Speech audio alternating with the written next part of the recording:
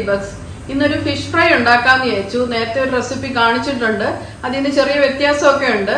കുറച്ച് നല്ല കരിമീൻ കിട്ടിയായിരുന്നു. അപ്പൊ ഒന്ന് ഫ്രൈ ചെയ്ത് നോക്കാം. ആദ്യം നമുക്ക് മീനിന്റെ മസാല ഉണ്ടാക്കാമേ.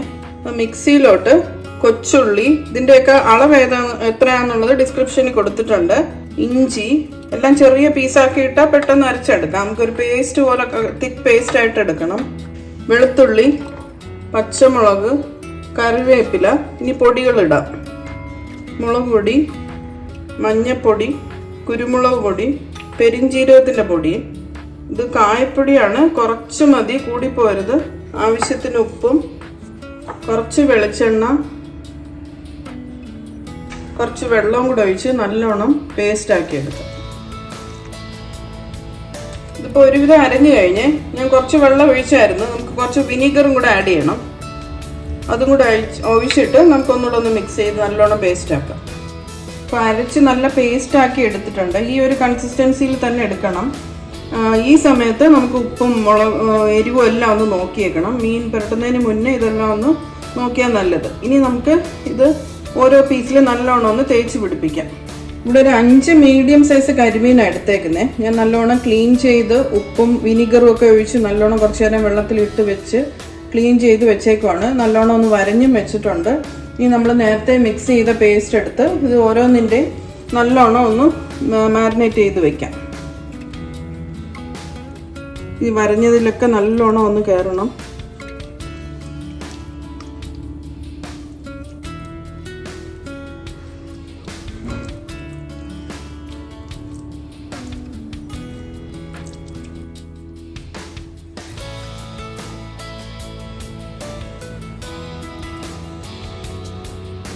ഇപ്പം എല്ലാ മീനിലും നല്ലോണം പുരട്ടിയൊക്കെ വെച്ച് കഴിഞ്ഞ് ഇനി നമ്മളൊരു 10-30 മിനിറ്റ് ഫ്രിഡ്ജിലോട്ട് വയ്ക്കാം. ഇത് എന്നാലും ഇതിനകത്ത് മസാലയൊക്കെ നല്ലോണം പിടിക്കത്തുള്ളൂ. അഥവാ ഇതിൻ്റെ മസാല ബാക്കി വന്നിട്ടുണ്ടെങ്കിൽ നമുക്ക് ഫ്രീസറിൽ വെച്ച് വീണ്ടും വേണമെങ്കിൽ ഉപയോഗിക്കാം. 2-3 ദിവസം ഒക്കെ ഫ്രിഡ്ജിൽ വെച്ചാലും അതിൻ്റെ ആ ഒരു ഫ്രഷ്നെസ് പോകത്തില്ല. അപ്പോൾ ഇനി നമുക്കിതൊന്ന് ഫ്രിഡ്ജിലോട്ട് വയ്ക്കാം.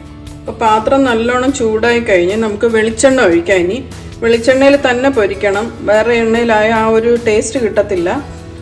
ആവശ്യത്തിന് എണ്ണ ഒഴിക്കുക. ചിലർക്ക് ഡീപ്പ് ഫ്രൈ ആയിരിക്കും, ചിലർക്ക് എണ്ണ കുറച്ച് മതിയായിരിക്കും. അവരവരുടെ ഇഷ്ടത്തിനനുസരിച്ച് ഉള്ള എണ്ണ ഒഴിച്ചിട്ട് പൊരിച്ചെടുക്കാം. നല്ലോണം ഒന്ന് ചൂടായിട്ട് നമുക്ക് പീസ് ഇടാം. അപ്പോൾ എണ്ണ ചൂടായി തുടങ്ങി. നമുക്ക് മീനിട്ട് നമുക്ക് ഫ്രൈ ചെയ്തെടുക്കാം. ലോ ഫ്ലെയിമിൽ വേണം ചെയ്യാൻ, എന്നാലേ അത് അകത്തൊക്കെ വേവത്തുള്ളൂ.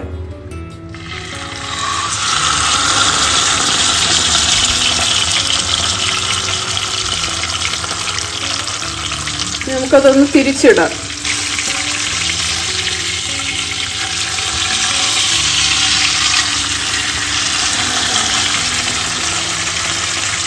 നമ്മൾ ആദ്യം ഇട്ട മീൻ ഫ്രൈ ആയി കഴിഞ്ഞ് എടുക്കുന്നതിന് മുമ്പ് കുറച്ച് കറിവേപ്പിലയും കൂടെ ഇട്ടിട്ട് നമുക്കിതിനെ അങ്ങ് മാറ്റാം. എന്നിട്ട് ബാക്കിയുള്ളതും കൂടെ ഇതുപോലെ ഫ്രൈ ആക്കി എടുക്കാം.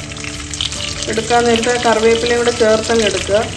നേരത്തെ ഇടുവാണെങ്കിൽ ഇത് ചിലപ്പോൾ കരിഞ്ഞു പോയാൽ അതിൻ്റെ ഒരു ഫ്ലേവർ കിട്ടത്തില്ല. അതുകൊണ്ടാണ് ഈ ലാസ്റ്റിൽ ഇടുന്നത്. ഇനി നമുക്കിതിനെ അങ്ങ് മാറ്റിയിട്ട് ബാക്കി ഫ്രൈ ചെയ്യാം. ഇങ്ങനെ നമ്മുടെ കരിമീൻ ഫ്രൈ റെഡിയായി കഴിഞ്ഞ് 5 പീസും ഫ്രൈ ചെയ്ത് വെച്ചിട്ടുണ്ട്. നല്ല ചൂടോടെ ചോറിൻ്റെ കൂടെ ഒക്കെ കഴിക്കാൻ പറ്റിയ ഒരു റെസിപ്പിയാണ്. എളുപ്പമാണ് ഉണ്ടാക്കാൻ. ആ ഒരു അരപ്പ് മിക്സിയിലിട്ടൊന്ന് പേസ്റ്റാക്കി എടുത്ത് ഫ്രൈ ചെയ്തേ ഉള്ളൂ. ലാസ്റ്റിൽ കറിവേപ്പിലയും കുറച്ച് മുളകും കൂടെ ഒന്ന് ഫ്രൈ ചെയ്തിട്ടുന്നേ ഉള്ളൂ. അപ്പം എല്ലാവരും ഒന്ന് ഇത് ട്രൈ ചെയ്ത് നോക്കണേ. ഫിഷ് ഫ്രൈയുടെ വീഡിയോ എല്ലാവർക്കും ഇഷ്ടപ്പെട്ടെന്ന് വിചാരിക്കുന്നു.